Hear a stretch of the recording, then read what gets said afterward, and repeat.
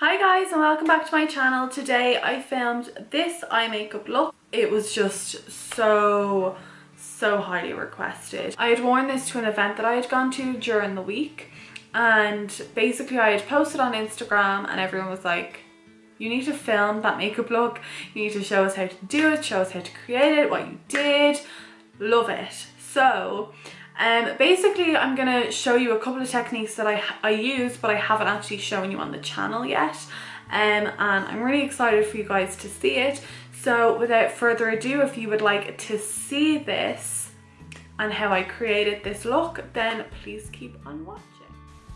So with my bare face, I'm going to go straight into prepping the lid. So I already have my brows done, but I have to get that lid nice and primed.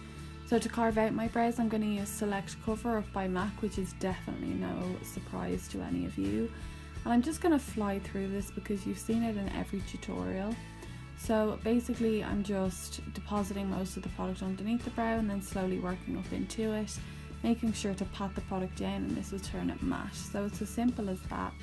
Just this time, because I'm working with more of a structured look and I wanted to have a nice structured wing, I'm just going to bring that more out towards my temples. So you'll see that with the next product.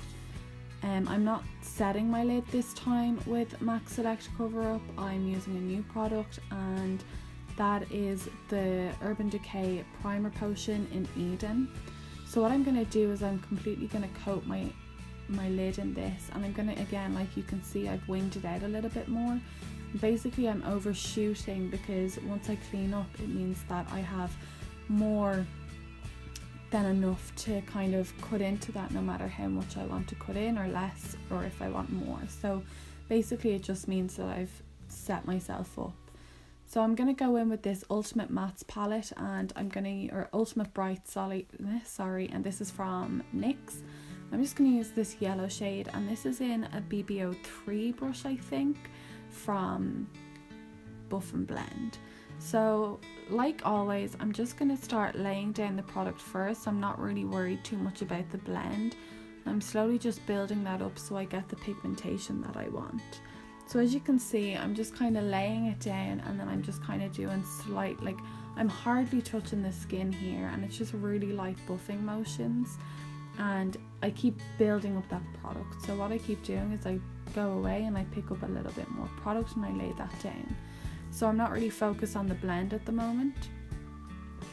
Now I'm going in with Lockbridge, and this is from Suva Beauty, and again I am working in the same way. So I'm just laying down that product and I'm focusing more on building up the pigmentation as opposed to getting that blend perfect right off the bat.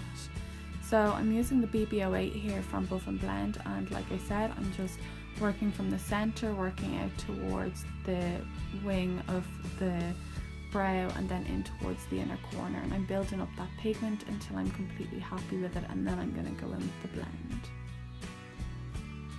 So now I'm going in with these two shades here from the Tarte Amazonian Clay palette, and I'm using just a little pencil brush. So again, I'm still working in the same area, so I've started in the center of the eye.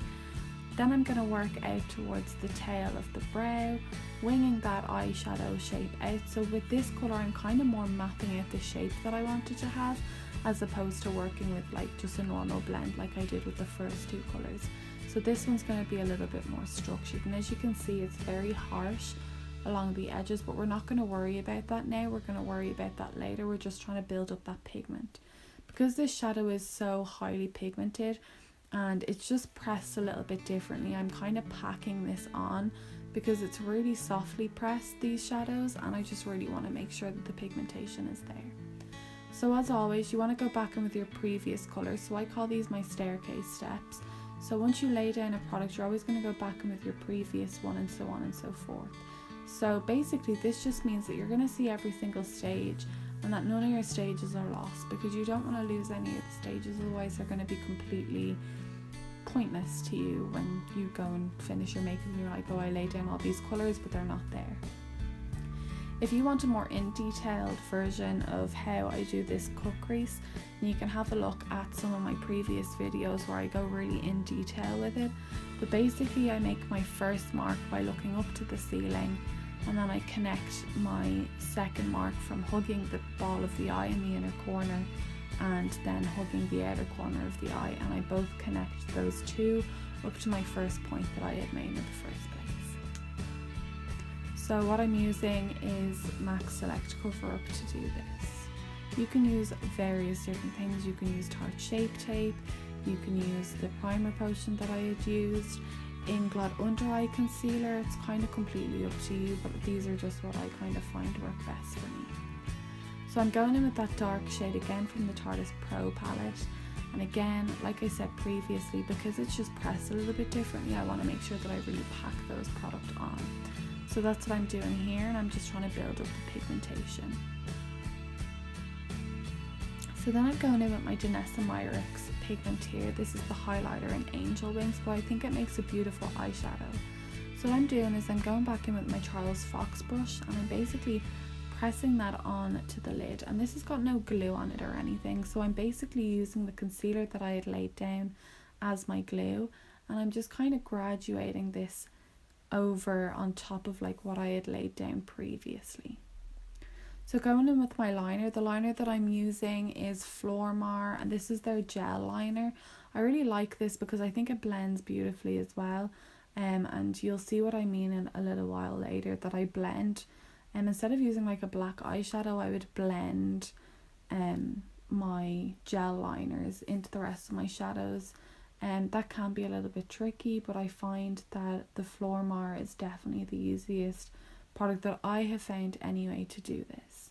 So I'm just kind of building up my line, and I want my liner to be kind of diagonal, and I'm going in with this fluffy brush then once I'm happy with the shape of the overall liner. And this fluffy brush does not have any shadow on it, it actually has gel liner on it, so I just picked up a little bit of the excess gel liner that I had, and I'm just starting to blend that off. But can you see how I'm blending a little bit lower than where I'm going to cut it? That's just basically because I want to deposit most of the product down there, so it blends a little bit softer up towards my colours, but I also don't want it to take away from any of the colours that I've laid down previously. So to set all that, then I went in with my Push Blackest Black, and I kind of blended that out as well with the dark maroon colour as well from the Tarte Pro palette.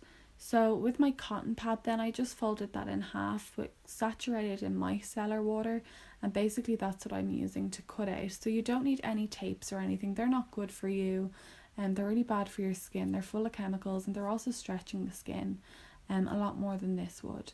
So I'm going in now with my Tarte Shape Tape, and that's basically going to help me clean up my line and make it look really sharp.